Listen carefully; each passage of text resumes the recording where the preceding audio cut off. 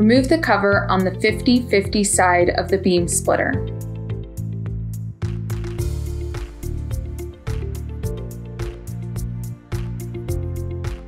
Attach the DSLR adapter.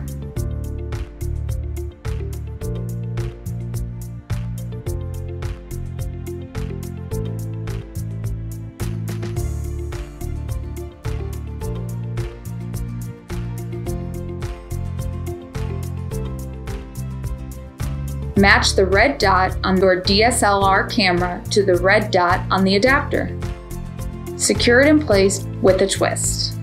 You will hear a click when it is secure. You can use the locking ring to change the orientation of the camera. You are now ready to use your DSLR camera.